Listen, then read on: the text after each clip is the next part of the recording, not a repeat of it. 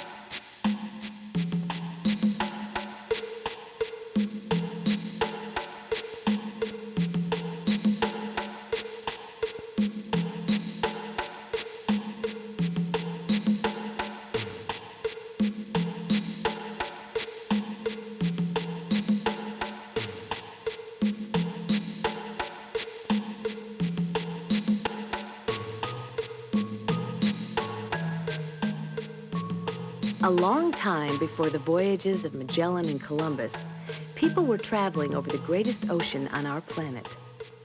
Without compass or chart, Polynesian sailors ranged across the Pacific, guided only by the sun and stars, and most amazingly by the direction of the long ocean waves called swells.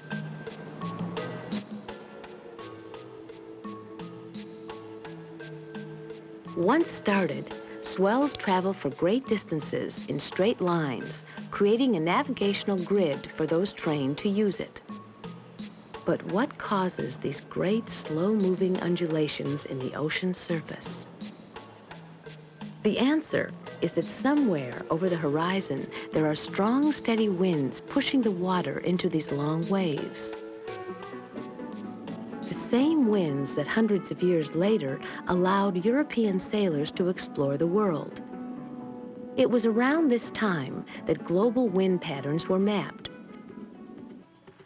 Today, atmospheric scientists are studying wind patterns for different reasons, like forecasting the weather or predicting changes in climate. Twice each day, at over 500 stations in the Northern Hemisphere, weather balloons are sent aloft to measure wind speed and direction high in the atmosphere.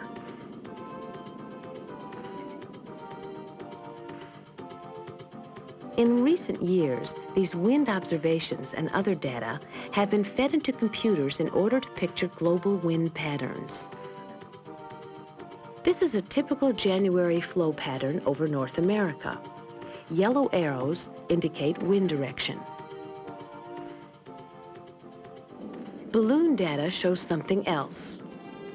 The winds aloft and winds near the surface often blow in different directions, something you can see by watching clouds.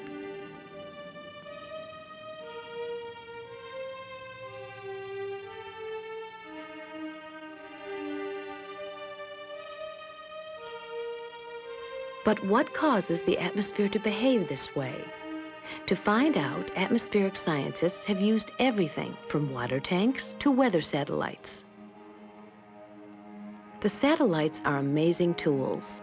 Each is positioned to complete a revolution every 24 hours, which keeps it directly over one spot on Earth's surface. Pictures, made every 30 minutes, are transmitted to a ground receiver. Sequenced into a time-lapse recording, they give us a revealing view of our atmosphere's behavior.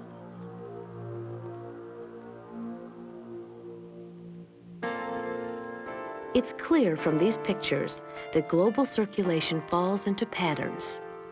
Lying in the planet's equatorial region, there is a region called, since old sailing days, the doldrums. The doldrums are warm and humid, and the winds light and unpredictable. On either side of the doldrums, the trade winds begin. They were responsible for sending out the swells used by the ancient Polynesian navigators. Further toward the poles are calm zones, the horse latitudes, hot and arid with few clouds. Modern voyagers orbiting above the horse latitudes usually get a clear look at the barren land below, for in this zone, in both northern and southern hemispheres, lie the world's great deserts. Next comes the mid-latitudes. Here, the winds blow mostly from west to east. These prevailing westerlies bring a succession of alternating storms and clear weather. These circulation patterns are related to the extreme change in temperature between equator and poles. Simulating these temperatures with a model Earth and a tank of water may give us clues as to how these differences in heating affect circulation patterns. We are using a heat lamp to represent the sun at the equator and injecting a milky fluid into the water to show the circulation.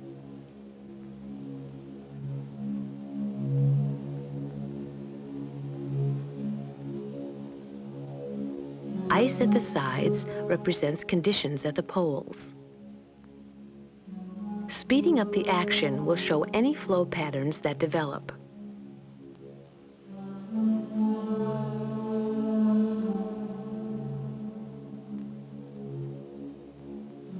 A current of warm water begins rising and moves out toward the poles.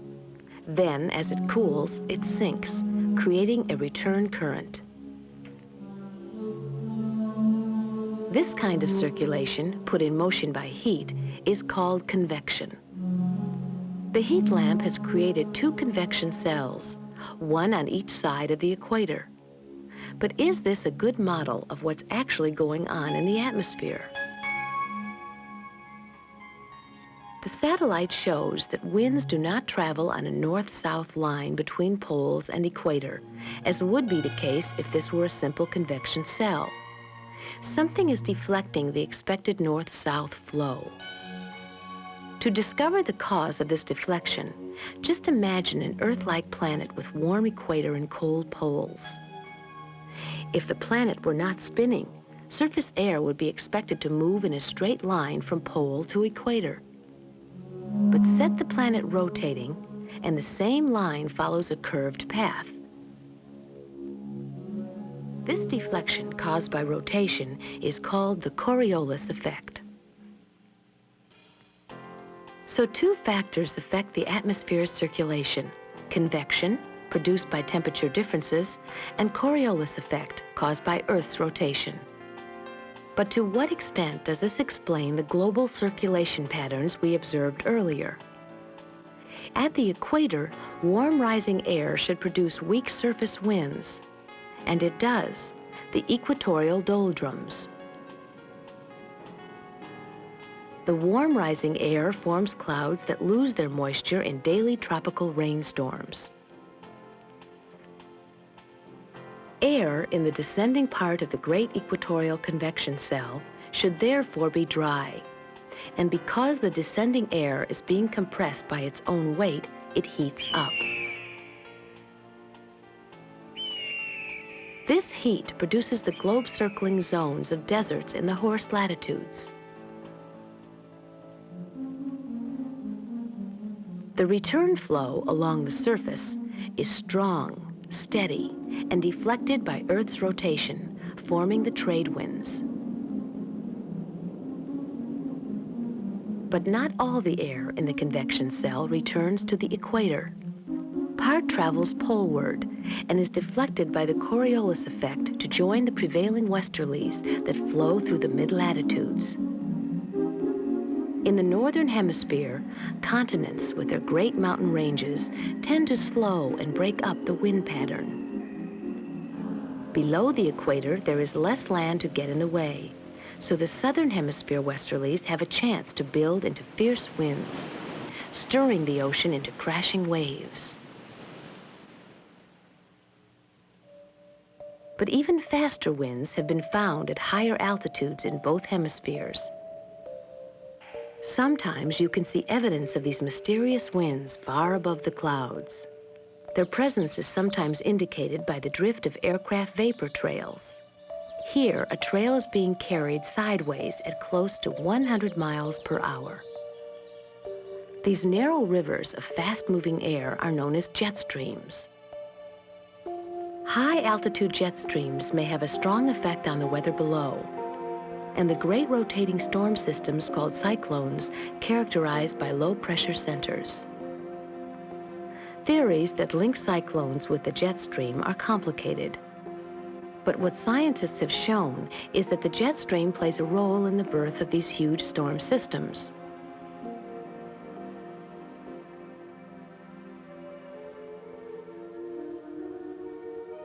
Earth is not alone in having a well-defined global circulation. For example, the cloud bands of Jupiter show remarkably clear atmospheric flow patterns.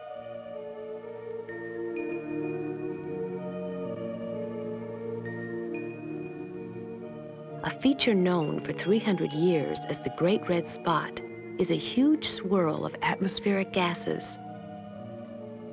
In a time-lapse study, we can see the motion of this vast cyclone. Our own global circulation patterns are striking when seen from space. But you can also observe global wind patterns from the surface.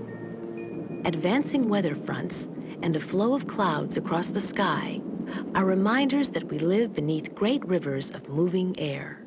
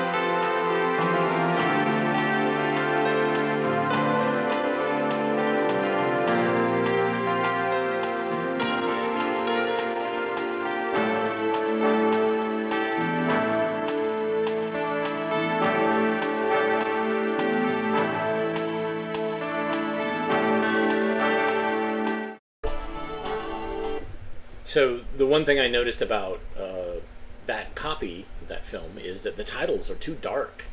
Can't read them. So I'm sure that they made this was a test print, and they're like, nope, title is too dark. Got to redo it.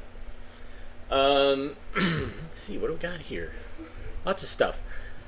This next film is by Perspective Films, which supposedly was a splinter off of Coronet Films, but they license a lot of material from other sources, and they have a lot of interesting narrative stuff that we've seen. This is Wise Masters of the Wind and Water. Enjoy.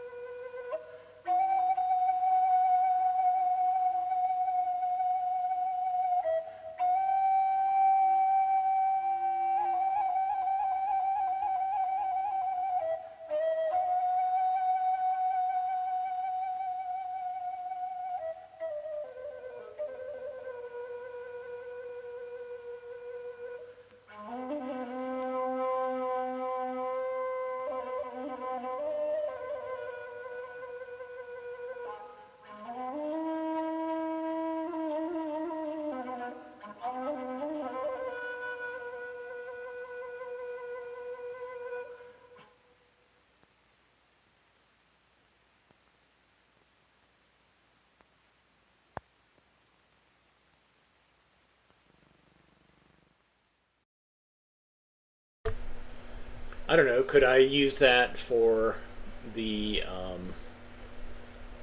AV Geeks industrial sleep machine?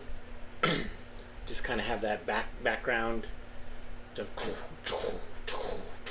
the flute. I don't know. Would that be too much? Visually, it's so stunning and really fascinating, beautiful film. And perspective films. I think the deal with that was that company sought out good films from other countries. So pretty great. Okay, let's. The comments have been outrageously hilarious. Lots of bad puns, dad jokes. So, congratulations to that. But this film tells you how to have a discussion. Just in case you didn't know. Enjoy.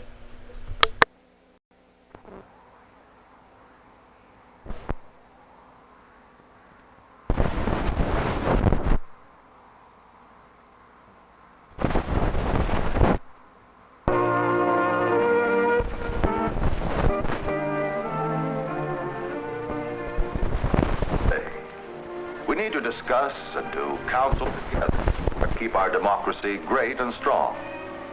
And if we're in discussion, we must have those who can lead it, who can, in groups that are small enough so that each person may contribute, bring harmony and unity out of difference, apathy, and discord.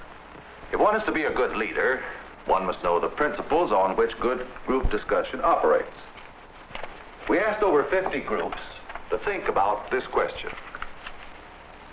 What does a good group need to be and to do in order to be successful? Stated another way, what are the elements of good group discussion? If we can answer this question, we will know what kind of a situation the good group leader must construct. This film is a report on the result of our investigation. Now, our 50-odd groups were not all alike. Some of them were what we call natural groups, springing up by themselves and continuing, if they do continue, on very informal lines. Some, like this PTA Parent Educators Group, were formed to deal with specific problems. And some, like this Great Book Seminar, arose in response to the need for a discussion of broader and more basic issues. Among the 50 were some discussion groups which use outside speakers to give focus to the discussion. Sometimes a book or a film or a magazine article provides the spark. And sometimes a current issue or problem is the center of attention, and the group relies on its own knowledge. So the groups we asked to study themselves were not alike in their structure or in their use of resources. There was another difference, too, in regard to the type of leadership the groups had. Many groups get along very well with one discussion leader. This focuses the discussion, puts the responsibility on one person's shoulders, and gives a sense of continuity that helps hold the group together. On the other hand, some groups get along better with two leaders who share the responsibility and keep the group from being dominated by any one person. Some groups rotate leaders. It gives everyone a good chance to understand the problems of discussion leadership. And some groups get along very well with no leader at all. The group members share responsibility among themselves. Everyone knows where the group is going, and everyone is willing to help it get there. So far, you see, the discussion groups we studied differed in their organization and in the type of leadership they had. There was wide variation, too, as to the practices and procedures they followed. People honestly do disagree about many of the techniques which should be used. Take, for instance, the question as to whether there should be a summary at the end. Summarize? Certainly not. If there's one thing that's bad for people, it's to close off their minds with a stereotype or a flourish of rhetoric. When that happens, you might just as well say goodbye to thinking. Of course we've got to summarize. How else are we to know what we'd accomplished and how much we agree and disagree? And besides, you get a kind of satisfaction from a summary, a sense of completion, which is very important to the way you feel as you leave the meeting. I find myself think more between sessions than during the sessions themselves, and the summary would tend to shut my mind. No, sir, No summaries for me, thank you. And so it went. All our questions bringing out big differences in discussion groups. Differences of structure, of leadership, of attitudes toward techniques. Yet when we analyzed the thinking of all of these groups, we found that there was a hard core of common agreement on 2 points. First, most people agree about what qualities a good leader should have. Second, there really does seem to be a list of basic qualities for a good discussion group. Let's see first what a good discussion leader should be like. Well, a leader ought to be intelligent, of course. I think a discussion leader should be interested in people. And the people in the group should be interested in him and respect him.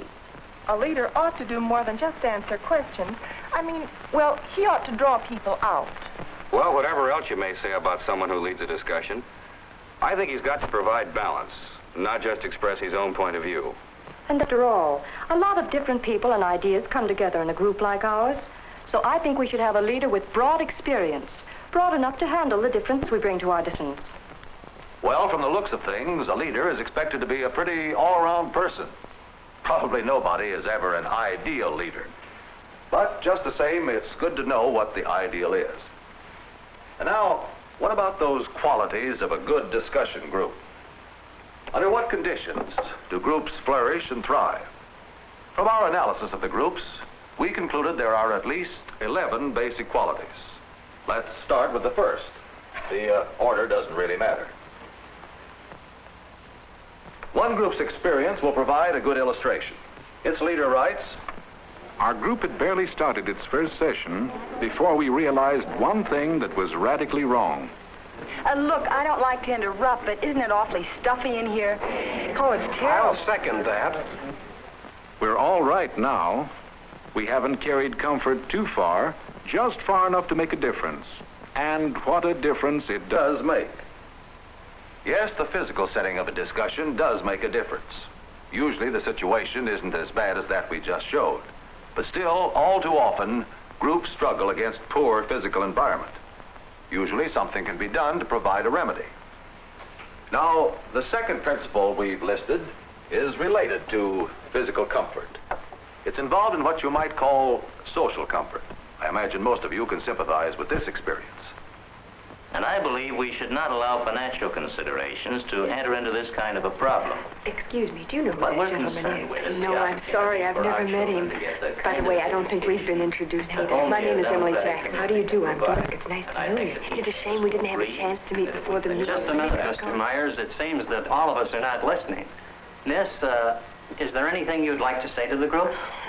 Yes, there is, but it isn't exactly on the subject. I think it's a shame that we're all such strangers here. We don't even know each other's names, not to mention knowing anything about our backgrounds or other interests or what we hope to get out of this meeting. So a second principle that good leaders ought to practice is keeping a friendly atmosphere.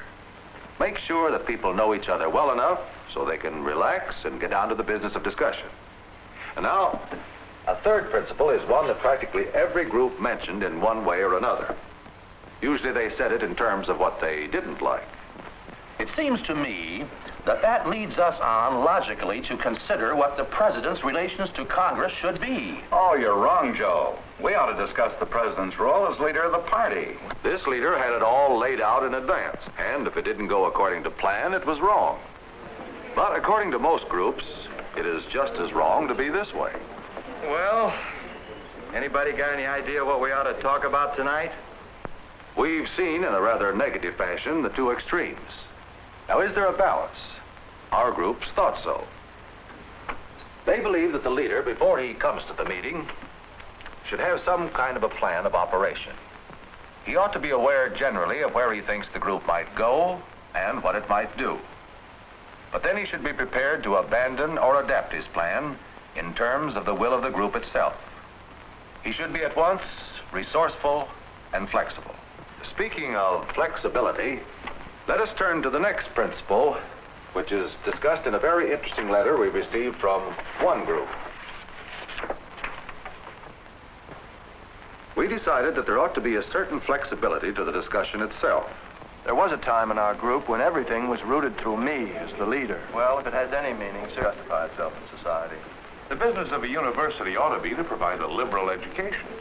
Well, I'd say that depends on what you mean by liberal. Wouldn't you agree, Dan? Yes, I guess so. I guess you have to begin there. Good, let's begin there. Now, can we have a definition of liberal? Well, I think a liberal education is one that prepares for life. All right, that's one man's point of view. How about another? Our discussion would go on like that, meeting after meeting. Everybody throwing his comments to me and waiting for my reply before going ahead. Oh, it was clumsy and slow and not much fun.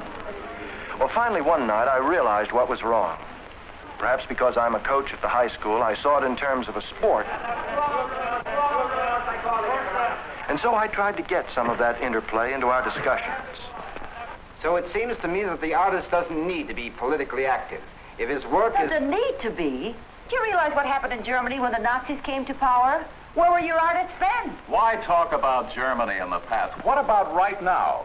It seems to me artists have an even greater responsibility in a time of crisis. No, that's just it. It is in times of crisis that you need men and women who are removed from... Removed? There's no place to remove to. Not anymore. Well, all right, now, let's try to see Dan's argument in a little different light. The principle can be said this way. The leader must see that the discussion flows back and forth among the members who want to participate.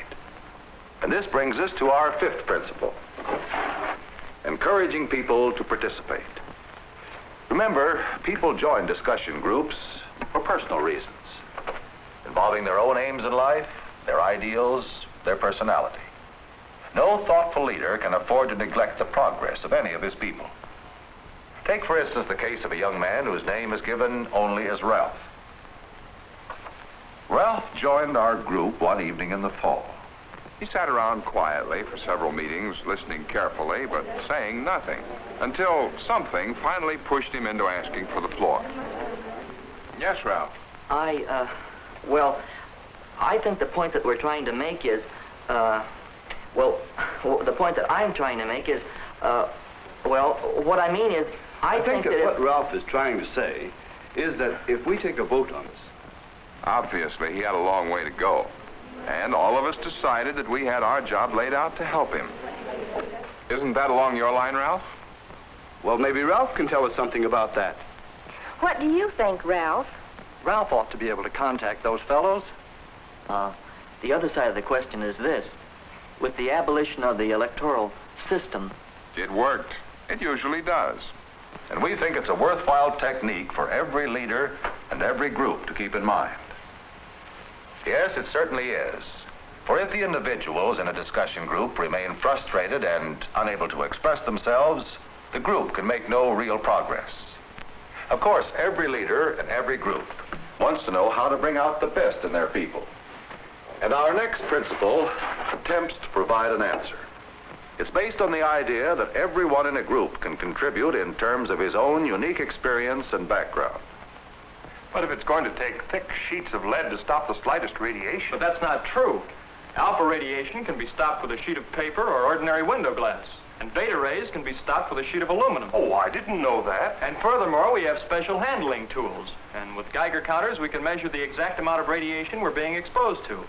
So the possibility of harnessing atomic energy isn't so remote after all. Well, it certainly helps straighten out a discussion when someone can give information like that. Thank you, Harold. In every group, there are people with interesting and diverse backgrounds. In fact, everyone has something unique to contribute. It takes all the skill and subtlety of a good leader to draw out his people, let each of them enrich the discussion after his own fashion. Sometimes the individual eccentricities will tend to interfere with the proper functioning of a group. And that suggests still another of our principles. Here's the way one group tells it. You wouldn't have to look twice at our old group to realize that something was wrong. As leader, I was having a tough time keeping order, keeping the discussion going, keeping one or two individuals from dominating the whole show, and things like that. So I decided to take action.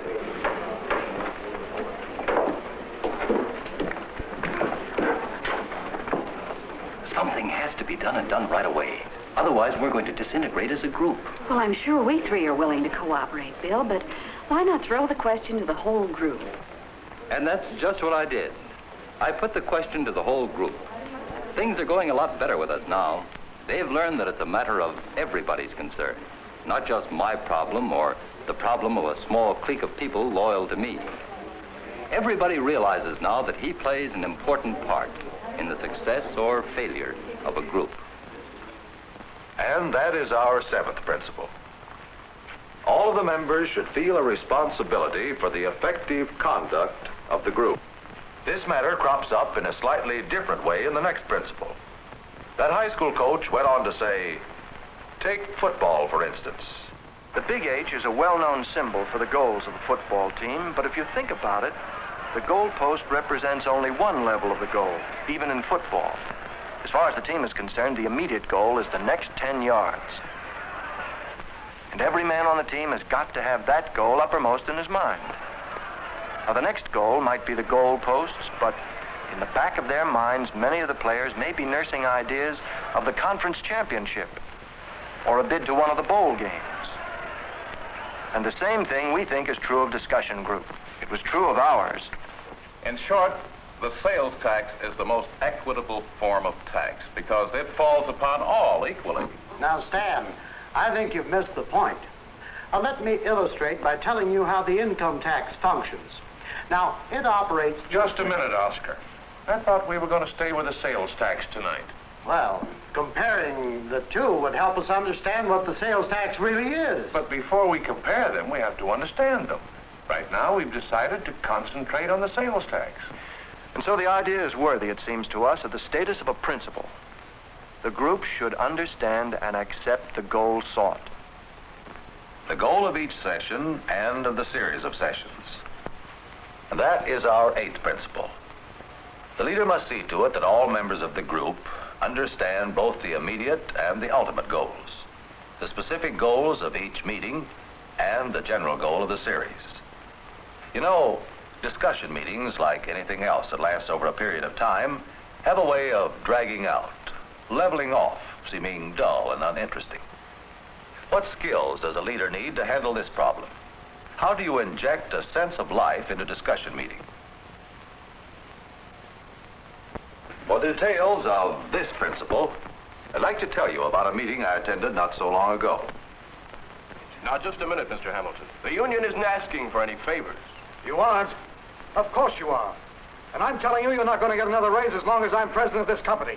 I'm tired of all this. Well, if that's the way you feel, you can expect to strike by tomorrow morning. You can imagine the discussion that broke out after that session of role-playing, in which group members put themselves into a situation charged with tension, and then reacted to what they had seen and felt, and how they would have handled the same situation. That was just one way of varying technique that I have seen in my visits to different discussion groups. I've seen outside speakers brought in, books used to stimulate discussion, films used by the score, and the question and answer technique used frequently. Variety is undoubtedly a good way to keep group interest high, playing better than others. And it is up to the leader to know his group well enough to know how and when to provide variety. Variety leads us to our 10th principle. For sometimes a certain kind of a variety is not optional, but essential.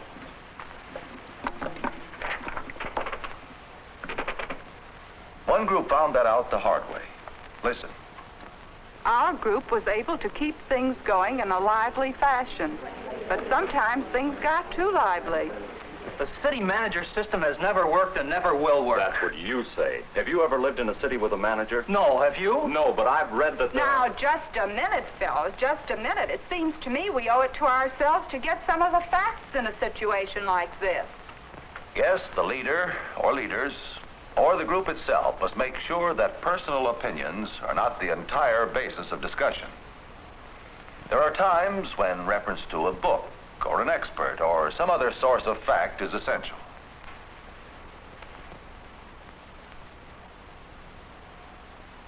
And so we come to our 11th principle, the last but perhaps the most important. For vital to every discussion group is some time when the group can sit back and take a look at itself. Well, who's first? Well, It seems to me we've learned a lot this year, but I'd still like to see more varied programs. Me too. You know, long about February, I was getting rather bored. Well, why didn't you say something, Mrs. Dahl? You see, that's the point I've been trying to make. We need more frequent opportunities to speak up, to evaluate? Yes, to evaluate, that's what I mean. To do just what we're doing right now. Every group has within itself an amazing capacity for appraising its own behavior. People are always making judgments of the things they do. And it's important that these judgments be channeled so that they lead to progress and understanding, not disharmony and frustration. The group we saw liked the idea of a general appraisal session. Others designate one member of the group to take the responsibility each evening for making a judgment about how the group is doing. Still others like to pass out slips of paper with a few leading questions to which all of the group can react. There are other devices that can be used. All of them illustrate our final principle, that all the member group must think about and try to improve their group performance. But the leader must evaluate himself, too. He must ask himself at the end of every session if his group demonstrated all the principles.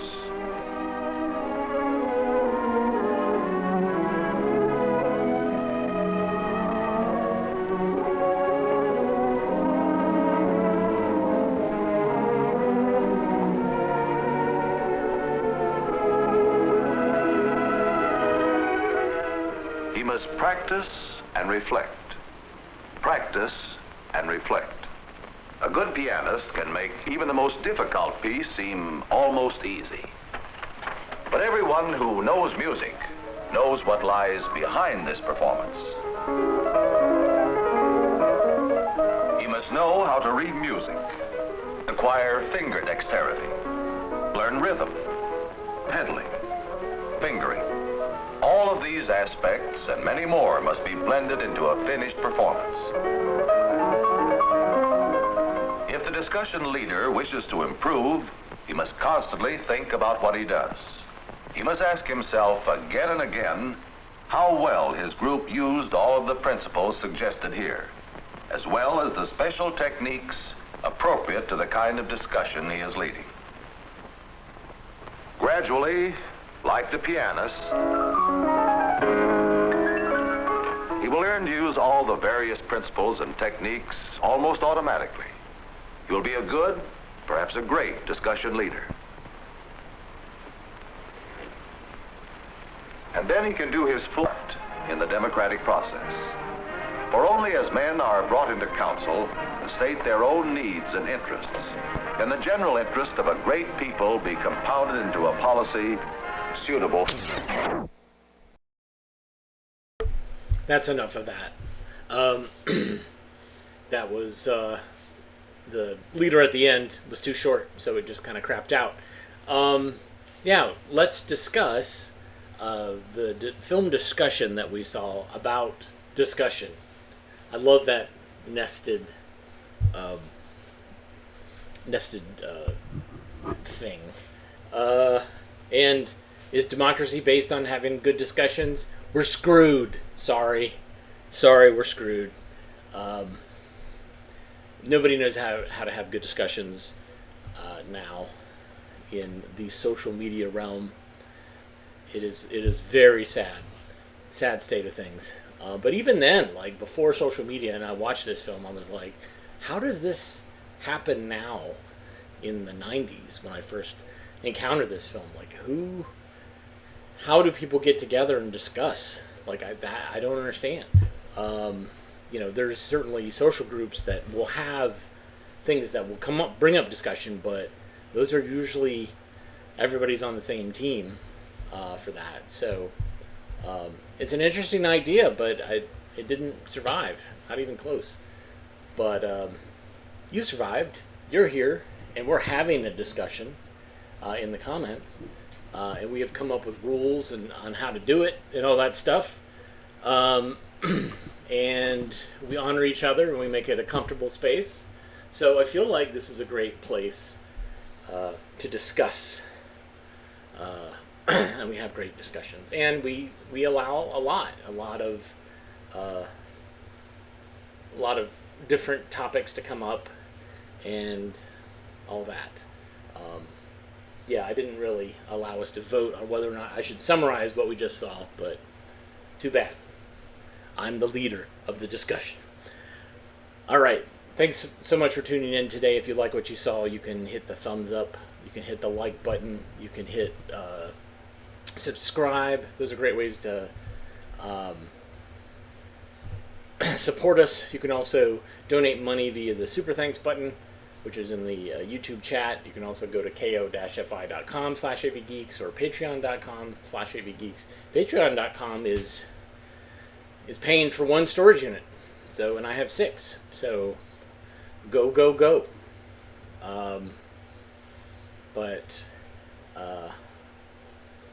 Yeah. Thanks for tuning in, and we will see you tomorrow. Tomorrow's Friday, right? Wow, we blew through this week. All right. Everybody take care. We love you.